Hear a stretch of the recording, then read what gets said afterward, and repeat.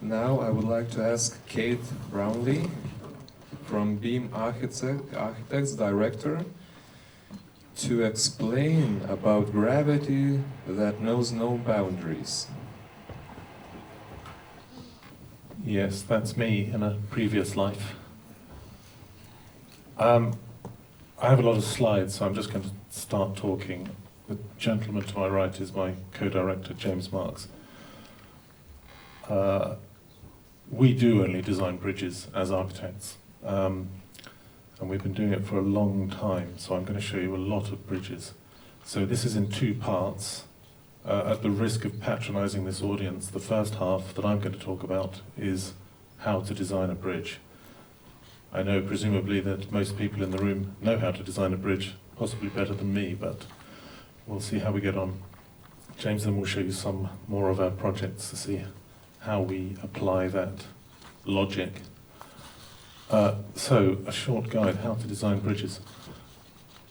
If I run out of time and I get to say only one thing, it would be this thing: to design journeys, not structures.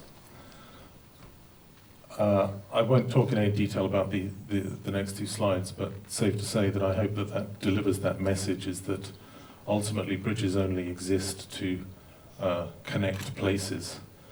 And I mean, this happens to be a footbridge. It's in Australia, but it's really not about the structure. It's about the journey. It doesn't matter whether that journey is for pedestrians. It doesn't matter whether you're riding a bicycle or a horse or an Uber or a tram or a train. Bridges give you an experience. Here's another example. This one is in Oslo, in Norway. This is all about fluid connectivity. We'll talk about this one a little bit later. So, at the risk of undermining my professionalism, designing bridges is easy. And the reason it's easy is because, as I've already said, we design journeys. Journeys happen on a deck, and the only other thing you need to worry about is how to hold up the deck. So it's those two components, but it's how you combine those two components that is really the issue.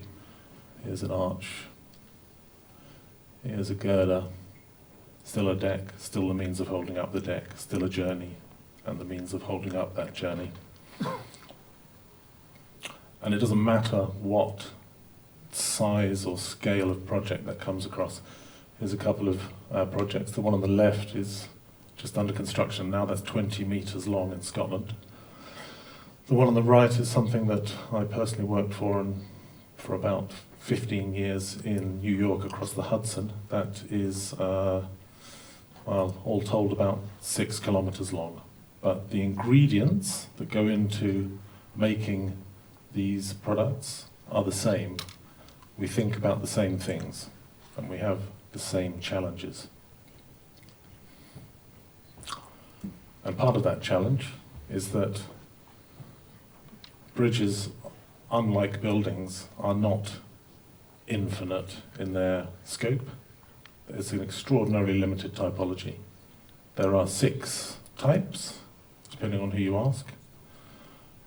Those 6 types: a beam, an arch, a suspension bridge, a truss, a cable-stayed bridge, or a ribbon bridge. Now, in reality, one might think those 6 are probably 4 or 5. On the bottom right, a ribbon is much the same as a suspension bridge. You're just walking over the cable, in essence. And on the bottom left, a truss bridge, in essence, is the same as a beam bridge, simply supported, with a slightly different way. Anybody who follows British politics will know we just fired another Prime Minister called Truss, so I'm very happy to get rid of that one from the corner as well. Obviously these bridges aren't by me, and my name's not Brunel. All the ones that follow are, in one way or another, over the last 30 years or so. So within those strict confines, there's an extraordinary diversity of how you can manipulate those forms into other forms. I won't talk about them in any great detail, but for example, on the bottom left, that is a truss bridge. It's a cable truss, but it's not what you might imagine a truss to look like. The only other thing I'd mention on the bottom right, I looked back through 30 years of bridges, and the only one I could find, the only ribbon bridge I could find that I had worked on is that one at the bottom right, and that isn't built. So as I go through these, you'll see some of these types disappear. And the reason they disappear is because of the increasing rarity of type in order to fulfill the requirements of every site. So that's the last ribbon bridge you'll see. Out of this one I might pick up, if you've ever flown into London Gatwick Airport, you may have been over the bridge on the bottom left. Mostly we cross over roads or rivers. That one crosses over, well, not quite a runway, but an airport taxiway, so that's got 737s, 757s going underneath it, one of only one or two in the world. And the top right, to the previous questioner, is a suspension bridge made of FRP.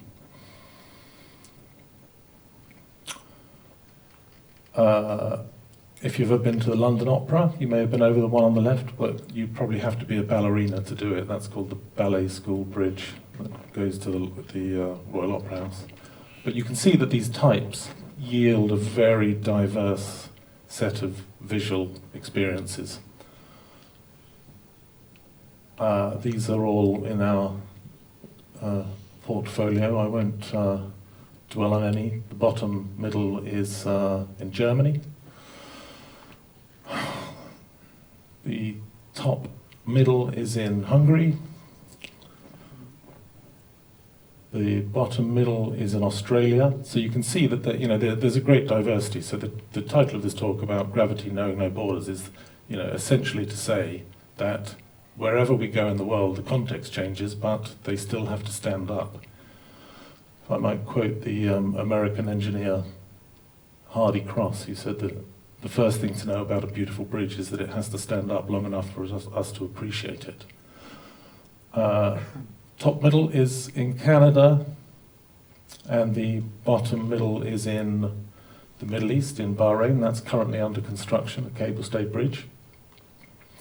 You can see that several other of the runners and riders have dropped off the page because there are so many more of beam bridges, arch bridges, cable-stayed bridges that our portfolio is much bigger in those departments. And eventually we get down to these two types, the beam bridge and the arch bridge.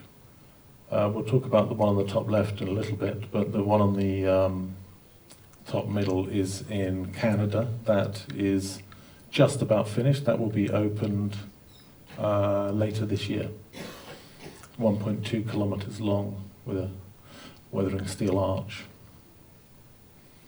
And a couple of projects that I won't dwell on at all because we're going to talk about these in slightly more detail. I talked about those 6 types becoming 4 types. Essentially, we could, arguably call those 2 types because everything that works in compression can be turned upside down and works in tension. So this is, we do this quite often to look at the differential advantages of doing that. So an arch in compression becomes a catenary cable in tension. Similarly, a cable-stayed bridge that's in Australia. It's not, it's not a conventional cable-stayed bridge by any means because it has solid blades rather than cables. But turn it upside down and it becomes something entirely different in compression. So we only have 2 types to think about. And for that reason, nothing, well, almost nothing we do is unique. So top left is a bridge I designed 25 years ago. It was opened 25 years ago, called the Hume Arch. All of the other ones are by other designers since that. When the Hume Arch was built, it was unique. Now it's buy one, get one free. I talked about the Ballet School Bridge. That's the one on the top left. All of the other projects are after that, some for good reason, others for no reason at all. And the one on the top left is something I designed probably nearly 30 years ago, and all of the other ones are subsequent and have their own raison d'etre. If I've ever designed a unique bridge, it might be this one, which is the Gateshead Millennium Bridge. And the reason it's unique is not on the top; it's on the bottom, because it opens in a, I would still say, unique manner to let shipping through. But even then, these other structures start to tell you that if you have a desire to build something unique, then you're probably asking too much of yourself. So I think the takeaway is this, is that when we design bridges, we're thinking about only two things: physics and context. I showed you those two earlier. I mean, this is about context. The two bridges at the top are only responses to their neighbouring bridges, and the two slides below, or the two images below. You know, they're not reinventing the context, they're responding to it. So they're updating 19th century bridges that they sit alongside as a mark of respect. And there's one more element that we add in, you know, which makes the difference, I suppose, between architecture and mere infrastructure. Not that I ever think of mere infrastructure as not being valuable, but that additional ingredient is the narrative, is the story. So I put it another way. What we think about is what it is, where it is, and why it is. So I'm going to hand over to James. He's going to talk very briefly about these 4 projects, which are the most recently completed of our portfolio. Thank you, Keith. So yeah, I'll go through 4 quick case studies to show you how we're locking these different bridges into their context and how they're generated by the different places that they're in. First, we're going to Iceland. This is a bridge across a sea inlet called Fossvog, which we won in a competition last year. You can see that it's in a very low-lying area, so it's a low-lying bridge. It's got 2 longitudinal edge girders which support the deck. But the main reason that it's low is because in the background there, between the bridge and the city, is Reykjavik Airport. So if we have an arch bridge or a cable-stayed bridge in this location, then the planes couldn't land. So we've got to keep it low. In elevation, the bridge has this undulating form, and that's because of the bending moments on the structure. But it's also because of the plan shape of the pedestrian deck. Folklore is a big thing in Iceland. Lots of Icelanders believe in elves. And you'll often find when you're driving along a road in Iceland that there's an inexplicable kink in that road. And it's because the contractor, the road builder, doesn't want to disturb a big boulder, which is where these little people live. And if you ignore the elf stones, this is what happens, according to many Icelanders on the left there. So we put some elf stones on our bridge, and actually what it really is a device to separate the buses on the bridge from the pedestrian deck. And it creates these separate spaces along the bridge which are responding to very specific views out across the fjord. So the elf stones also rise up above the deck, and that's because the prevailing wind, it gives protection from the wind to the cyclists on the bridge. But it also gives you it lets you start to get glimpsed views down to the water below.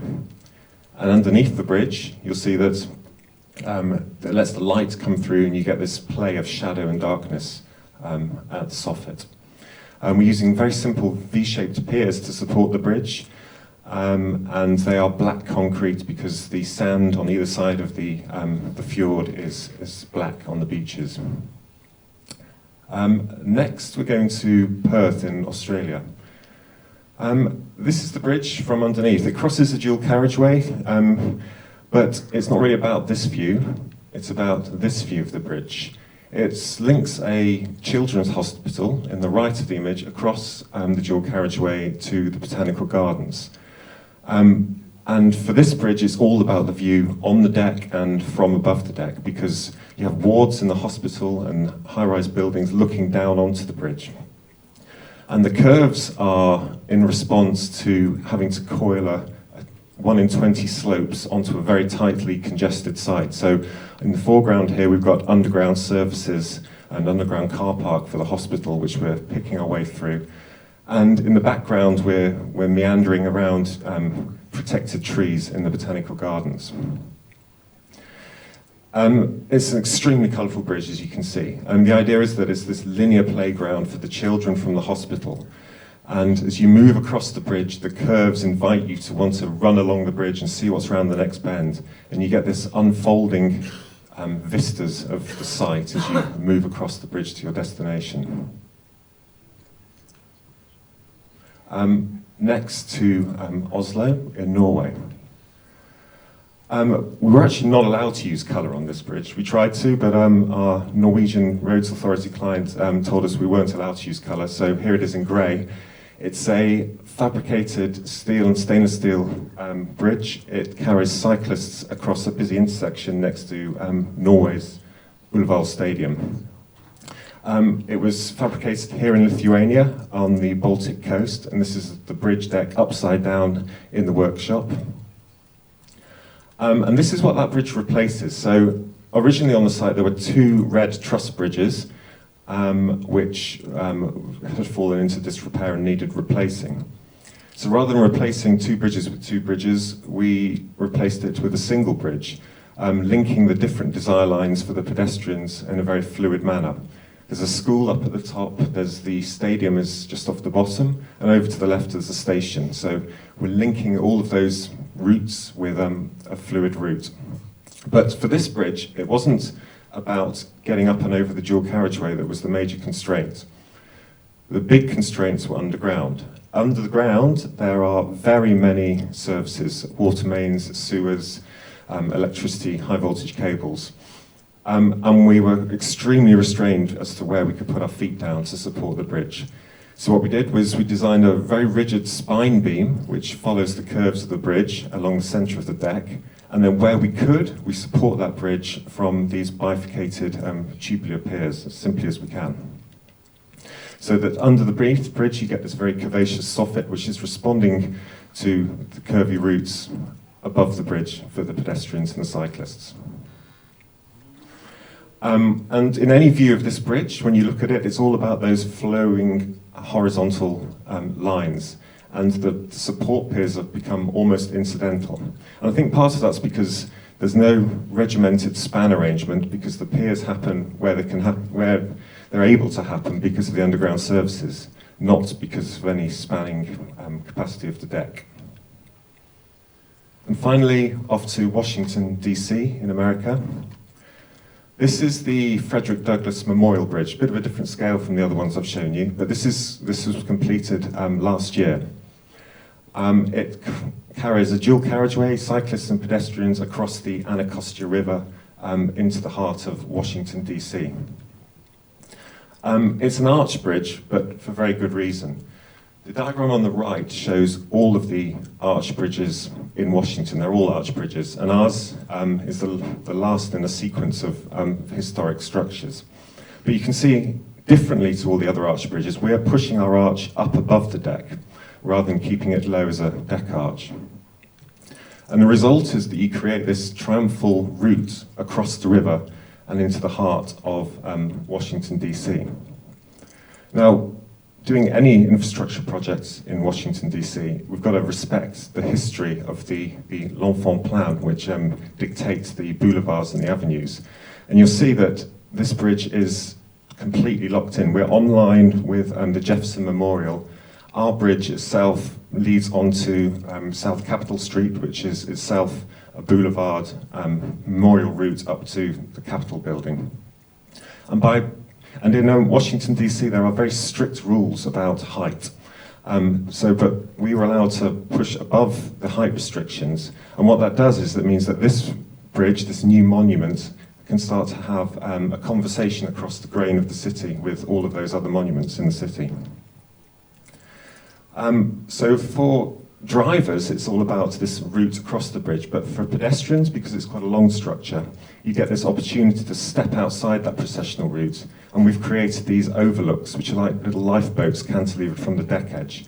They come through the plane of the arches so that suddenly you're outside the bridge and you're in the realm of the water.